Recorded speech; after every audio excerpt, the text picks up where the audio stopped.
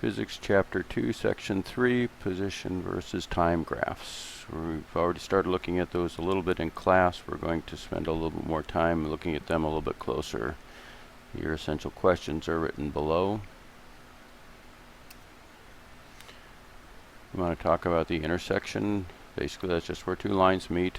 And we're going to look at position versus time graphs and a concept called instantaneous position.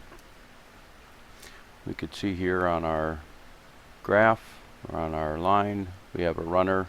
We're going to be referring to this again throughout this section.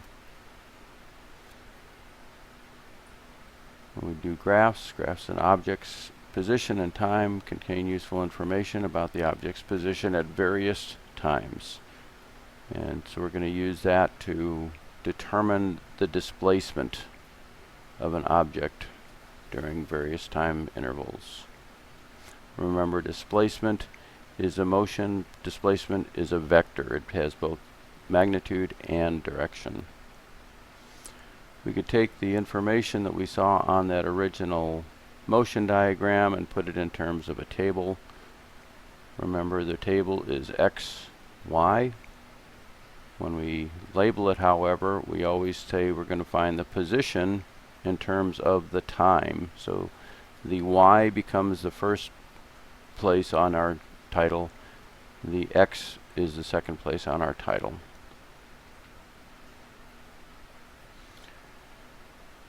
When we draw it, we simply plot all the positions, and then we draw a line of best fit.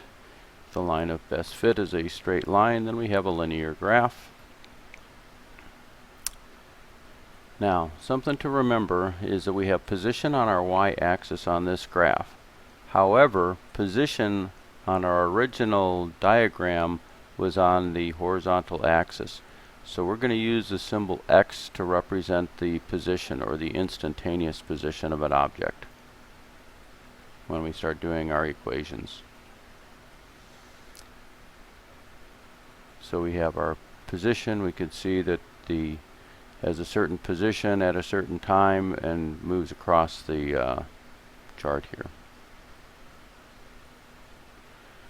So we have words, we have pictured representation, motion diagrams, data tables, position time graphs, and they are all representations that are equivalent. They contain the same information about an object's motion. However, we're going to find that certain representations are more useful than others in determining certain information. Quick note about when we have two things charted on the same graph, multiple objects on the same graph. So here we have an intersection. We notice that we have time plotted across the bottom. We have position going up the side. We have two runners. The steeper the slope of the graph, the faster the runner. So B is running faster than A. The y-intercept tells us where they started. A started at the origin. However, B backed up an additional 50 yards to give A a head start. B was running faster, eventually caught runner A, and then passed them, because the graphs separate again at the top. So we have a question, for instance, of where and when does runner B pass runner A. The first step is to restate the question. We're going to break the question into two parts. We want to know the time, the when, and then we want to know the position, the where. And then we solve for the unknowns. In this case, we could see that the time, the when, is 45 seconds. And the where is the 190 meters.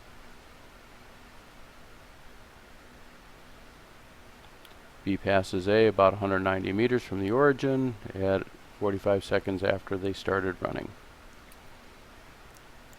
So once again, we do the analysis, we restate the question, and then we solve for the unknown.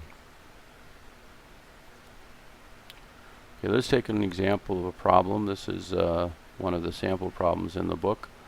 We have something going on here, so let's analyze our graph.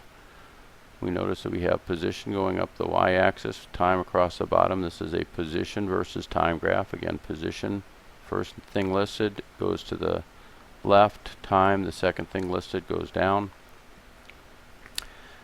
The object is not starting at the origin, starting at someplace up between 100 and 150. We're going to call that 125. And it has a negative velocity because it's going towards the origin. At 5 seconds it gets to the origin and it keeps on going. So for instance, if you're starting 125 yards from a lamppost, this is where you pass the lamppost and you keep on going in the same direction further. So let's see what kind of questions they have for us. First thing we're supposed to do is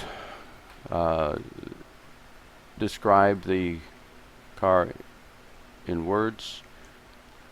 If we look at our graph, we notice that it's a straight line. That means the car is traveling at a constant velocity.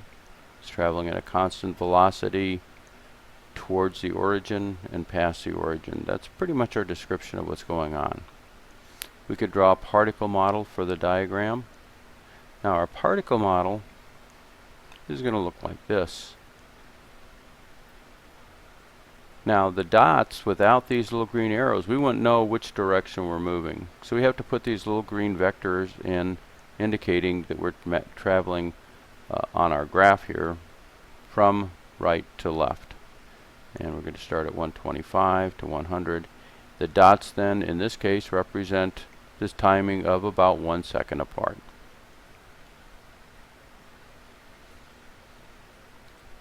Question number 3 asks us to answer the questions assuming that the positive x direction is east of the origin and the negative x direction is west.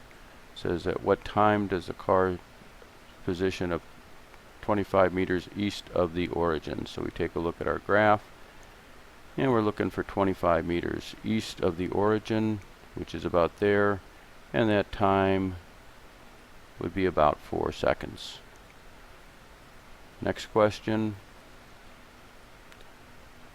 Where was the car at 1 second?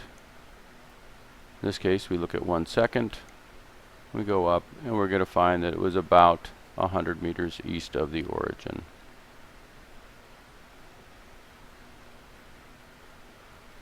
And finally, we're asked, what was the displacement of the car between 1 second and 3 seconds?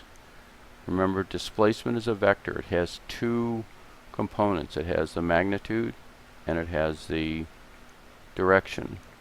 So between 1 and 3 seconds, started at 100 meters, went to 50 meters, so the distance traveled was 50 meters. The displacement, however, is a negative 50 meters because it was getting closer to the origin. Or we could say that the displacement was 50 meters to the west. This would be east up at the top, west at the bottom.